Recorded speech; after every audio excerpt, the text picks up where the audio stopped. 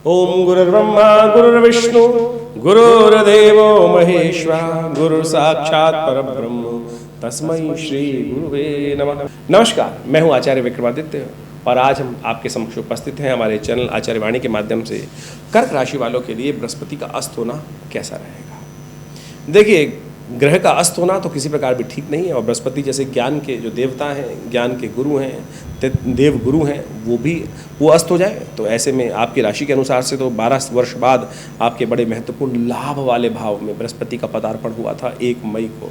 और 1 मई में जब बृहस्पति का कार्य करने के योग बनते हैं और ऐसे में बृहस्पति अस्त हो जाए तो अस्त होने की स्थिति में बृहस्पति निष्क्रिय हो जाते हैं, निष्फल हो जाते हैं। ऐसे में बृहस्पति का ये अस्त होना जो 8 मई से अस्त होंगे और 2 जून तक अस्त चलेंगे। 8 मई को सुबह 5:10 से अस्त हुआ ग्रह 2 जून को जाके उदय होगा, 2 जून को सुबह 6:10 पर उदय होगा। तो ऐसे में 25 दिन जो है ये विशेष तौर पर आपकी राशि के अनुसार से आपको समझ लेना चाहिए। आपके 11वें भाव में बैठकर बृहस्पति महाराज जो विशेष तौर पर आपके भाग्य के स्वामी हैं आपकी राशि के अनुसार से, जो आपकी राशि के अनुसार से बड़ा इंपॉर्टेंट भावों को देखते हैं। आपके तृतीय भाव पराक्रम वाले भाव को देखते हैं, आपके पंचम भाव विशेष तौर पर जो बुद्धि का भाव है उसको देखते हैं, स्वयं लाभ वाले भाव में बैठे हैं और के साथ साथ आपके जीवन साथी आपके व्यापार के भाव को देखते हैं। 12 वर्ष बाद बृहस्पति का परिवर्तन आपकी किस्मत को जगाने के लिए हुआ और ऐसे में बृहस्पति उम्मीद जगाकर 5 दिन 6 दिन के बाद ही जब अस्त अवस्था में चले जाएंगे और उसके बाद विशेष तौर पर 25 दिन के लिए अस्त रहेंगे। तो और आपकी राशि के अनुसार से यदि हम बात करें तो ये विशेष तौर पर बृहस्पति का परिवर्तन जैसे हमने आपको बताया, धन हर्षोल्लास सबका उदय करने वाला बृहस्पति बहुत सुंदर तरीके से आपके लिए आ रहा है। लेकिन ऐसे में विशेष तौर पर आप लोगों ने उम्मीद जगाई थी कि बहुत बढ़िया तरीके से लाभ होने के योग बनेंगे, लेकिन आपको ये भी समझना चाहिए कि ग्रह कब काम करता है, इसके लिए बहुत आवश्यकता है गहन चिंतन करने के लिए। अब बृहस्पति का जो परिवर्तन है, जो राशि का गोचर का प्रभाव है, वो 1 वर्ष के लिए यानी 1 वर्ष के आसपास करीब 12 महीने के लिए एक राशि में रहता है। और ऐसे में बृहस्पति जब 1 वर्ष के लिए आता है तो ऐसा कौन सा समय होगा कि जब बृहस्पति आपकी राशि में काम करने के लिए स्थिति बनाएगा। उसके लिए हमें अध्ययन करना पड़ेगा जन्मपत्री का। जन्मपत्री में अध्ययन करके देखने में पता चलता है कि नवमांश में इत्यादि में ग्रह स्थिति किस प्रकार से। जनरल प्रेडिक्शन के तौर पे देखा जाए तो कहा जाता है कि बृहस्पति जन्म कुंडली में जितने अंश का हो, जिस अवस्था में हो, उसी प्रभाव में जब आपके गोचर में पहुंचेगा उस राशि में, तब जाकर वो पूर्णकालिक प्रभाव को उत्पन्न करेगा। तो ऐसे में अब बृहस्पति जो है उदित होते ही जैसे परिवर्तन का योग बना 1 मई को, उसके 5-6 दिन बाद ही 8 तारीख को सुबह 5:10 पर अस्त स्थिति में हो जाएंगे और ऐसे में ये स्थिति करीब 2 जून तक चलेगी। और ऐसे में ग्रहों की स्थिति को हमको समझना चाहिए, क्या कुछ कर सकती है बृहस्पति की ये 11वें भाव में बैठकर। ये सब जिन भाव को हमने बताया उन सब में जो शुभ प्रभाव होना था वो निष्क्रिय कर देगा। नई उम्मीद, नया विश्वास, नया पराक्रम उन सब में एकदम डिप्रेस कर देगा। बुद्धि में कंपैशन ला देगा, सोचने विचारने की क्षमता अंधकार में कर देगा। बृहस्पति अस्त, ज्ञान का देवता अस्त हो गया। और ऐसे में सोचें, उसके साथ साथ व्यापार में भी भाव में उत्पन्न के नया रास्ता दिखाई नहीं देगा, हिम्मत करने रास्ता बनेगा ही नहीं। और ऐसे में अब बृहस्पति को ताकत देने की जरूरत है। विचित्र विडंबना ये हुई है कि आपकी राशि के अनुसार से त्रिग्रही योग बनेगा इन दिनों आपके लिए। सूर्य भी परिवर्तित करके मई के मध्य भाग में आपके 11वें भाव में आ जाएंगे। शुक्र भी परिवर्तन करते हुए आपकी राशि के अनुसार से यदि हम बात करें तो 19 मई को वहाँ योग बना लेंगे। 19 मई को शुक्र का परिवर्तन का योग बन जाएगा। ऐसे में बन गया त्रिग्रही योग। अब ये त्रिग्रही योग जो पंचम जो आपके 11वें भाव में बना, तीनों ग्रह विचित्र प्रभाव के, विचित्र स्वभाव के, तीनों में एक दैत्य गुरु एक देव गुरु, दोनों के दोनों ज्ञानवान, दोनों अस्त, साथ में सूर्य राजा जो उनका प्रभाव ही अपने आप में वर्चस्व स्थापित करने वाला है। वो वहाँ जो इनके साथ जो साथ में आए उन सबको अस्त कर दे कि मैं ही सब कुछ हूँ। वो क्रोध वाला ग्रह वो वहाँ पर आकर लाभ वाले भाव में बैठ गया और जहाँ क्रोध आ जाता है वहाँ लाभ की स्थिति समाप्त हो जाती है। नेत्र बंद हो गए, दोनों नेत्र, यानी हम बात करें कि आमतौर पे दैत्य गुरु और देवगुरु बृहस्पति और शुक्र दोनों ग्रह इस वक्त अस्त। आपकी राशि के अनुसार से और भी समझें तो यदि हम बात करें तो आपके 12वें भाव में राहु महाराज चल रहे हैं, वो मंगल को भी अस्त करे बैठे हैं, मंगल को अपनी ग्रास में लिए हुए बैठे हुए हैं, मंगल पे ग्रहण कारक योग बना रखे हैं। तो ऐसे में बड़ी विचित्र स्थिति आपको समझनी चाहिए कि इन दिनों ग्रहों की स्थिति क्या चल रही है। और ये सारे के सारे का प्रभाव भी विश्व में इस प्रकार से दिखाई देता है। विश्व के दृष्टिकोण से देखा जाए तो जब गुरु और बृहस्पति एक साथ अस्त होकर चले तो कहा जाता है कि विप्लवकारी योग देते हैं, बवंडर का योग देते हैं, या तो अतिवृष्टि देते हैं या अति सूखा देते हैं, या देते हैं तो तूफान वाले ग्रह लाके उत्पन्न करते हैं। संसार में भी विप्लवकारी योग बन सकते हैं। आतंकवादी घटनाएं बढ़ सकती हैं, विस्फोटक घटनाएं बढ़ सकती हैं। ऐसी स्थिति में अग्नि को स्थिति, मंगल का राहु के साथ युति होना अग्निकांडों को बढ़ाने वाला स्थिति उत्पन्न करता है। तो ऐसे में हमको मनोमस्तिष्क को शांत करने की ज़रूरत है, फ्रस्ट्रेशन को अवॉइड करने की ज़रूरत है। जब लाभ नहीं हो रहा होता है, ज्ञान काम नहीं कर रहा होता, तो फ्रस्ट्रेशन होती है, और फ्रस्ट्रेशन के अंदर हम लाभ को देने के लिए, जैसे सूर्य वहाँ पर एग्रेसिव कर रहा है, वो कार्य करने का प्रयास कर लेते हैं। ऐसे में आवश्यकता है गुरुजन की, ऐसे में आवश्यकता है हमारे हितेश सच्चे हितैषी की हमारे ऊपर अनुकंपा होने की, हमारे पिता की अनुकंपा हम पे होने की, पिता के आशीर्वाद की, पिता ने गुरुजन के आशीर्वाद की, हमारे एडवाइज़र के आशीर्वाद की, हमारे टीचर के हमारे आशीर्वाद की, हमारे बड़े लोगों के हमारे आशीर्वाद की आवश्यकता है आपकी राशि के अनुसार से। ये उपाय बता रहा हूँ मैं आपको, ये उपाय बताने का प्रयास कर रहा हूँ कि इस वक्त कर्क राशि वालों को आवश्यकता है आशीर्वाद की। यदि आशीर्वाद मिल जाए, पिता का आशीर्वाद मिल जाए, तो सबसे नित्य प्रति जाकर पिता का सम्मान, पिता के लिए आशीर्वाद, पिता से बात करें, दूर बैठे हैं तो। यदि पिताजी कईयों के बहुत सारे समय होता है कि नहीं है पिताजी, तो तर्पण करें उनके लिए गायत्री जप कर दें। उस रूप में नहीं है तो आपके लिए उस अग्निमय स्वरूप में तो है, उस पितृ स्वरूप में तो आपके लिए साथ विद्यमान है। तो पितृ स्वरूप में विद्यमान है तो उनके लिए क्या किया जाए, उनका आशीर्वाद आप प्राप्त करने के निमित्त पितृ ऋण से निवृत्त होइए, उनके लिए तर्पण करें। अभी हमें कुछ दिन पहले सोशल मीडिया में एक व्यक्ति ने लिखा कि महाराज आपने उपाय बता दिया, पिता तो है नहीं, क्या उपाय करें। अरे भाई, पिता आपके वास्तविक स्वरूप में नहीं है तो चले गए हैं, तो वो आपके साथ 3 पीढ़ी तक रहेंगे, आपके पितृ आपके साथ, शास्त्र के दृष्टिकोण से। इसीलिए कहा जाता है कि हर व्यक्ति को अपने पितृ के निमित्त 3 पीढ़ी तक, पिता, उनके पिता और उनके दादा, यानी 3 पीढ़ी तक हमको तर्पण करना चाहिए आशीर्वाद प्राप्त करने के लिए। पिता का सेवा आशीर्वाद के लिए तो करोगे, उनका आशीर्वाद में प्राप्त हो जाएगा तो आपका ये ग्रह का जो अशुभ प्रभाव है वो दूर हो जाएगा। ये दृष्टिकोण ज्योतिष के दृष्टिकोण से हमने आपको बताया। संसारिक दृष्टिकोण से एडवाइजर्स, गुरुजन जो आपके कंसल्टेंट्स हैं, जब हमारा देखिए बृहस्पति ज्ञान का प्रतीक है, शुक्र ज्ञान का प्रतीक है, चाहे वो नेगेटिव रास्ता हो चाहे पॉजिटिव रास्ता हो, ज्ञान के प्रतीक दोनों ग्रह हैं, एक दैत्य गुरु एक देव गुरु है, इन दोनों अस्त चल रहे हैं, त्रिग्रही योग बना रखे हैं। तो ऐसे में हमको आवश्यकता है अच्छे कंसल्टेंट्स को, अच्छे विचारवान व्यक्ति को, नवरत्नों को अपने साथ रखने की, उनकी सेवा करने की, उनके सानिध्य में चल के कार्य करने की। तो ये ग्रह का नेगेटिव प्रभाव आपके लिए ठीक हो जाएगा। नित्य प्रति इस ज्ञान मुद्रा का अभ्यास कीजिए, पहली उंगली अंगूठे के साथ लगाकर ये ज्ञान मुद्रा बन जाती है। ज्योतिष मुद्रा विज्ञान के दृष्टिकोण से अद्भुत मुद्रा है। बृहस्पति के नेगेटिव प्रभाव को ठीक करने के लिए समझ लीजिए कैसे। आपके हाथ में 5 उंगलियां हैं, ये विशेष तौर पर बृहस्पति की उंगली है, शनि की उंगली है, सूर्य की उंगली है, बुध की उंगली है, इनके अलग अलग पर्वत भी हैं बाकी ग्रहों के। तो आपको हम बृहस्पति के संबंध में बता रहे हैं, तो बृहस्पति को यदि अग्नि के साथ टच कर दें, ये अग्नि है, इसके साथ टच करते हैं तो ज्ञान मुद्रा बन जाती है। आमतौर पर भगवान बुद्ध, भगवान कृष्ण, बहुत बड़े बड़े संत महात्मा इसी ज्ञान मुद्रा पोज में मिलते हैं। एक हाथ यहाँ पद्मासन में बैठे हुए और एक हाथ हृदय के पास एक पूर्ण ज्ञान मुद्रा है, और इसके द्वारा आपके बृहस्पति को ताकत मिलेगी। हमने आज इन सब सात्विक प्रयोगों को छोड़कर बस नग पहना दो पंडित जी महाराज, वो नग के नाम पे पत्थर आपको पहना देते हैं कलरफुल, जो आज की तारीख में बैंकॉक के अंदर कलर थेरेपी चल रही है, हीट थेरेपी देकर क्रिस्टल को पत्थर परिवर्तन करके, वो 2 रुपये का पत्थर आपको 2 लाख में, 5 लाख में, 10 लाख में, 20 लाख में, और दिखाते हैं ऐसे लोग कि देखो कितना बढ़िया नग पहन के आया हूँ। अब क्या बोलेगा सामने वाला कि भाई कहाँ से मूर्ख बन के आए हो। तो हमारा विचार आपके लिए समझ में ये है कि आप इन सात्विक उपायों को करने का प्रयास कीजिए। पहली उंगली अंगूठे के साथ लगाकर ज्ञान मुद्रा बनेगी, शास्त्रोक्त है, शास्त्रोक्त है बिल्कुल। भगवान कृष्ण ने गीता का उपदेश इसी मुद्रा में दिया। कहा जाता है प्रपन्न पारिजाताय तोत्र वेते प्राणाय ज्ञान मुद्राय कृष्णाय गीतामृतद्वये नमः।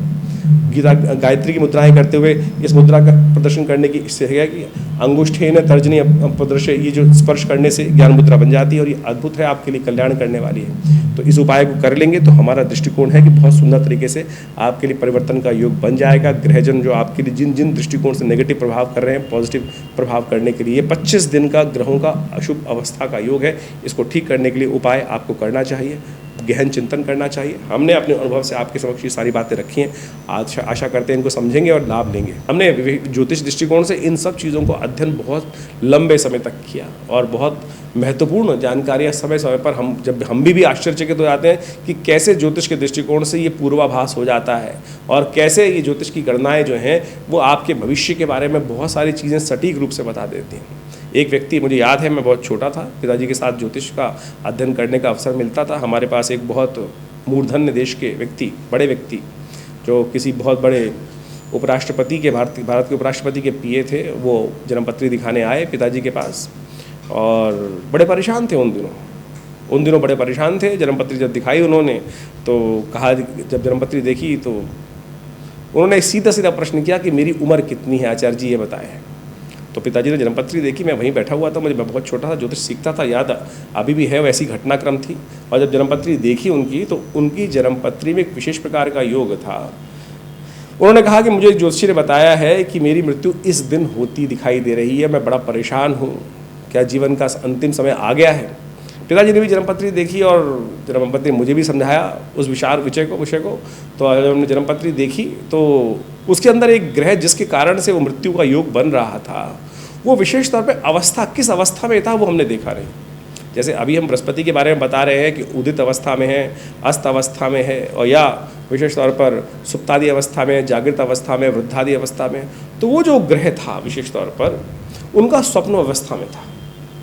वो स्वप्नादि अवस्थाएं हमारे यहाँ विशेष तौर पर बताई गई है, जागृत, स्वप्न, प्रगाढ़ इत्यादि, हर ग्रह की ऐसी अवस्था भी होती है। तो जब हमने जन्मपत्री देखी तो उस समय में यही निष्कर्ष निकाला कि महाराज जिसने जन्मपत्री देखी है बहुत बढ़िया तरह से देखी है और उसने मृत्यु का जो प्रेडिक्शन किया है बिल्कुल सही है। लेकिन हम ज्योतिष के दृष्टिकोण से उन उपराष्ट्रपति के साहब जो पीए साहब थे उनको यह बताया कि चिंता मत करो, तुम्हारी मृत्यु होगी भी और तुम जिंदा भी रहोगे। वो बोला नहीं, साफ साफ बताए क्या मतलब हुआ इसका। उनको बताया गया कि भाई आपका जो ग्रह है विशेष तौर पर जो दिखा रहा है, मृत्यु योग बना रहा है, वो स्वप्नादि अवस्था के अंदर है, तो मृत्यु का कारक जो बनेगा वो स्वप्न में मृत्यु होने के योग बनेंगे। लेकिन जब स्वप्न से बाहर आएंगे तो जागृत अवस्था में रहेंगे आप। तो सोचें उस व्यक्ति का वो समय निकला और जो इतना मेंटल टॉर्चर में था कि ज्योतिष के दृष्टिकोण से जो उपाय था, ज्योतिष इतनी सूक्ष्म है, आपके मनोमस्तिष्क में विचार में कोई स्वप्न भी आ रहा है तो आप समझ लीजिए वो ज्योतिष की ग्रह गणना के अनुसार से प्रेडिक्शन किया जा सकता है। जी हाँ, तो यदि वो हमारे अध्ययन में आ जाती हैं, अब इतनी ज़्यादा जो अवस्था ज्योतिष इतना गूढ़ विज्ञान है, इतना गूढ़ विज्ञान है कि उसकी हज़ारों लाखों विज्ञान की पुस्तकें हैं। कहाँ कब कौन सी पुस्तक, कौन से योग कहाँ विचारों मस्तिष्क में आ गए हैं और उनको सबको देखकर अध्ययन कर कब ज्योतिषी के मनोमस्तिष्क में वो भाव आ जाता है और किस प्रकार से वो गणनाओं के माध्यम से वो भविष्य की दृष्टा को देखते हुए, भविष्य के योगों को देखते हुए आपके जीवन में भविष्यवाणी करने के योग बनाते हैं और उसको बहुत गहन चिंतन करके। तो ये घटना हमने आपको बताई और वो व्यक्ति जीवित रहा और उसके बाद पिताजी का शिष्य रहा बहुत वर्षों तक। हमें याद है कि वो जीवन आश्रम पे आते रहे। और देखिए ये ज्योतिष जो है विडंबनाओं का नहीं, परेशानी में डालने का नहीं, परेशानी से निदान करने का, परेशानी से निकालने का योग है। तो हम हर सकल पदार्थ हैं जग माही, कर्महीन पुरुष पावत नहीं। यदि आपके जीवन में कुछ अशुभ का योग है भी, यदि आपके जीवन में कुंडलियों में कोई अशुभ योग है भी, तो उनको ठीक करने का रास्ता हम अपना सकते हैं। देखिए अब इसको सिद्धांतिक तौर पे ये समझना पड़ेगा कि हमारे जीवन में कोई घटनाक्रम का कुछ योग बने हैं तो किस कारण से बने, कर्म के अनुसार से बने। कोई दुष्कर्म करेंगे तो दुष्योग बन जाएगा, अशुभ योग बन जाएगा, शुभ कर्म करेंगे तो शुभ योग बनेंगे। तो इसी प्रकार से जो अशुभ योग बने हैं वो शुभ कर्म करने से ठीक हो जाते हैं। आपके हाथ में कोई रेखा है, मैं अपना स्वयं एग्जाम्पल देता हूँ कि मेरे हेडलाइन में जब मैं छोटा था तो उसके अंदर एक द्वीप चिन्ह था। अब जब पिताजी ने जब ज्योतिष सिखा रहे थे तो कहा कि द्वीप चिन्ह यदि किसी भी लाइन में आ जाए तो अच्छा नहीं होता। अब हमने कहा भाई कैसे ठीक करें इसको, अब ये तो है। तो पिताजी ने कहा नित्यपति ध्यान किया करो, नित्यपति ध्यान किया करो। हमारे पिता आचार्य श्री केशव देव जी महाराज ने ये बताया कि वहाँ पे नित्यपति ध्यान करो, ये लाइन हट जाएगी, ये लाइन हट जाएगी, विचार नित्यपति। और आप सत्य माने वो लाइन, वो द्वीप चिन्ह, आइलैंड का चिन्ह जो हेडलाइन के अंदर था वो हट गया, गायब हो गया, कोई सर्जरी कराने की ज़रूरत नहीं पड़ी। तो ज्योतिष एक प्रत्यक्ष चीज़ है, प्रत्यक्ष विज्ञान है और वैज्ञानिक दृष्टिकोण से इन सब सिद्धांतों को समझा जा सकता है। हमने दिल्ली में विवेकानंद योगाश्रम में इन सब कार्यों को सुंदर तरीके से करके देखा है और समय समय पर हम विभिन्न उत्सवों के माध्यम से हम उन सब कार्यों को करते भी हैं जो हमारे ज्योतिष विज्ञान के दृष्टिकोण से, पंचांग के दृष्टिकोण से हमको समझना पड़ेगा। ज्योतिष एक आध्यात्मिक विषय है और आध्यात्मिक ऋषि मुनियों ने जब इसका सृजन किया तो उसका निदान, कारण जानना और कारण किस प्रकार से, और उस समस्याओं का जो कारण जानने के बाद समस्या आई तो उसका निदान किस प्रकार से होगा, उसके समस्त रास्ते हमारे जन्मपत्री जो ज्योतिष विज्ञान के अंतर्गत बताए गए हैं। एक गणित विज्ञान है और एक निराकरण विज्ञान है जिसके अंदर निदान के समस्त उपाय बताए गए हैं। मंत्र विज्ञान, दान विज्ञान, मंत्र विज्ञान के अनुसार से पुराण इत्यादि में जितने दान की पद्धति बताई गई है, जितने मंत्र जप की पद्धति बताई गई, यज्ञ इत्यादि की पद्धति बताई गई है, वो सारे के सारे निदान की पद्धति के रूप में बनाए गए हैं। और हमारा विषय जो हम इस चैनल के माध्यम से, अपने आश्रम के माध्यम से आप सबके समक्ष रखते हैं, वो पौराणिक मत को रखने का प्रयास करते हैं। आज की तारीख में ज्योतिष विज्ञान के अंतर्गत यदि हम समझें, बहुत सारे टोटकों पर बहुत ज़्यादा ध्यान दिया जा रहा है कि कुछ भी ऐसे ऐसे टोटके बताने का प्रयास करते हैं। लोग ज्योतिष के संबंध में विडंबना उत्पन्न करने का प्रयास करते हैं, ये कर दो, ऐसा कर दो, वैसा कर दो। ऐसा नहीं, ज्योतिष विज्ञान के अनुसार से प्रत्यक्ष कैसे कैसे ठीक ठीक रूप से, यदि आप यजुर्वेद संहिता को उठा के देखें, यजुर्वेद को भी उठा के देख लीजिए, तो उसमें उसके अंदर सहस्त्रों उपाय यज्ञ के द्वारा चीज़ों को ठीक करने की, मनोकामनाओं को पूर्ति करने के लिए सहस्त्रों लाखों मंत्र बताए गए हैं, लाखों पद्धतियां बताई गई हैं उन सब को। और ज्योतिष में विज्ञान के अंदर जो पंचांग आप देखते हैं, पंचांग के बारे में हमने कुछ देर पहले भी बात की थी, उसके अंदर विभिन्न समय पर विभिन्न उत्सव आते हैं। वो विभिन्न उत्सव जो है वो विशेष तौर पे आप समझें, वो एक मुहूर्त है कि जिस समय में यदि आप उस कार्य को कर लोगे तो आपके द्वारा किया गया पुण्य कई गुना अधिक हो जाएगा, और जब पुण्य अधिक हो जाएंगे तो समस्या का निदान का मार्ग मिल जाएगा। तो जैसे सोमवती अमावस्या आ रही है, प्रदोष के योग आ रहे हैं, होली, दीपावली, ये सब जो अक्षय तृतीया इत्यादि, ये सब जो मुहूर्त आते हैं ये विशेष तौर पर बड़ा महत्व रखते हैं। और आध्यात्मिक दृष्टिकोण से देखें तो पुराणों के अंदर, विभिन्न शास्त्रों के अंदर इन सब उत्सवों के माध्यम से विभिन्न कर्म करने के रास्ते बताए गए, कर्मकांड के सिद्धांत के अनुसार से बताए गए हैं। उन कर्मों को कर कर आप सुंदर तरीके से, हम अपने विभिन्न कार्यक्रमों में विभिन्न आपकी बातें रखते हैं, विभिन्न कथाएं रखते हैं इस बारे में कि ज्योतिष के दृष्टिकोण से कैसे, कौन सी हर चीज़ की उत्पत्ति कहाँ से हुई है ज्योतिष के अंदर, उन सब सिद्धांतों को बहुत सुंदर रूप से समझाने का प्रयास किया गया है। तो आप समझें ज्योतिष किस प्रकार का विज्ञान है, और मैं विवेकानंद योगाश्रम के माध्यम से इन सब कार्यों को सुंदर तरीके से आश्रम पर करने का जो व्यवस्था बनाई, हमारे पिताश्री आचार्य कृष्णदेव जी महाराज ने पिछले करीब 50 सालों से ये सुंदर आश्रम कार्य कर रहा है। दिल्ली में विवेकानंद योगाश्रम लक्ष्मी नगर जमुना पार्क में स्थित है। यहाँ नित्य प्रति 8 घंटे यज्ञ होता है। माँ भगवती का, दुर्गा का बहुत सुंदर चमत्कारी श्री विग्रह जो मुल्तान से यहाँ पधारा, वो आज भी यहाँ विराजमान है। उनके सानिध्य में आज भी विवेकानंद योगाश्रम में नित्य प्रति 8 घंटे यज्ञ करने की व्यवस्था चल रही है। गौशाला की सुंदर सेवा, गाय की सुंदर सेवा करने की व्यवस्था है। अस्पताल है जो विवेक योग, प्राकृतिक चिकित्सा एवं आयुर्वेद के दृष्टिकोण से हज़ारों लोगों की सेवा कर रहा है। भारत सरकार के पैनल पर है, दिल्ली गवर्नमेंट के पैनल पर है, और बहुत सारे सहस्त्रों लोग यहाँ आकर अपना उपचार कराते हैं योग प्राकृतिक चिकित्सा के संबंध में। मुद्राओं के संबंध में तो अद्भुत कार्य हमने करके दिखाया, विभिन्न प्रकार की मुद्राओं का। आज हमने आपको विशेष तौर पर एक मुद्रा बताई कि बृहस्पति ठीक नहीं चल रहा है, तो उसके दोषों को ठीक करने के लिए ज्ञान मुद्रा। वैसे तो ये मन को शांत करने वाली है। भगवान बुद्ध इसी पोज में, ज्ञान मुद्रा में, बहुत सारे अपने सहस्त्र फोटो के अंदर, मूर्तियों के अंदर आपको दिखाई दे जाएंगे। भगवान कृष्ण ने भी गीता का उपदेश इसी मुद्रा में दिया। कहा जाता है प्रपन्न पारिजाताय तोत्र वेत्रे पाणय ज्ञान मुद्राय कृष्णाय गीतामृत दुहे नमः। तो ये ज्ञान मुद्रा अद्भुत है। तो आपका जो बृहस्पति अशुभ फल दे रहा है इन दिनों, आप उसके लिए ये ज्ञान मुद्रा करें, बृहस्पति के मंत्र का जप करें, ओम ग्रांग ग्रीं ग्रौंग से गुरुवे नमः, देखिएगा लाभ प्राप्त होगा। और साथ साथ इन ग्रहों का प्रभाव आपकी राशि के अनुसार से जो हो रहा है वो तो हमने आपको बताया ही। इसके बाद भी आपको बहुत गहन चिंतन करने की ज़रूरत है। आपकी मूल सबके लिए खराब नहीं है। अब जिस एक राशि के बारे में बताया कि खराब है, अच्छा है, तो हो सकता है उस आपकी दशा, अंतरदशाएं बहुत सुंदर चल रही हैं, या हो सकता है ग्रह शुभ प्रभाव कर रहा है तो ग्रह अंतरदशाएं जो है अशुभ चल रही हो, तो वो प्रभाव निष्क्रिय हो जाएगा, उल्टा हो जाएगा। तो उस सब संबंध में आपको अच्छा ये है कि अपनी जन्मपत्री को पूरी तरह से विचार विमर्श समय समय पर कराते रहें। उन सब समय का आपको आभास होता रहेगा। लेकिन बहुत सारे लोग ज्योतिष विज्ञान के माध्यम से इस बात से डर जाते हैं कि सहस्त्रों, मेरे अब बहुत सारे देखे हैं कि ऐसे लोग आज ज्योतिष के दृष्टिकोण से 4-4 दिन पढ़कर ज्योतिष विज्ञान के आचार्य बन जाते हैं, और विशेष तौर पर ऐसे ऐसे उपाय, ऐसे ऐसे लोगों को लूटने का तरीका बनाते हैं। ज्योतिष पैसे कमाने का तरीका नहीं है। हमारा ये उद्देश्य ज्योतिष की वास्तविक स्वरूपों को आपके समक्ष रखने का है। और बहुत सारे लोग इन भ्रांतियों में फंस जाते हैं कि ज्योतिष के दृष्टिकोण से अनेक उपाय बता दिए जाएंगे। हमने इस कार्यक्रम के माध्यम से आपके समक्ष बहुत सरलता से, बहुत सीधी तरीके से, बिना किसी लाग लपेट के, बिना किसी को पैसे खर्च किए हुए, कोई नग ना बताकर, कोई बहुत बड़ा उल्टा सीधा प्रयोग ना बताकर, बहुत सारी किसी विडंबना से, सब समस्त विडंबनाओं से हट के सीधे साधे तरीके से ज्योतिष के विज्ञान को आपके समक्ष रखने का प्रयास किया है। आशा करते हैं आप समझेंगे और लाभ लेंगे।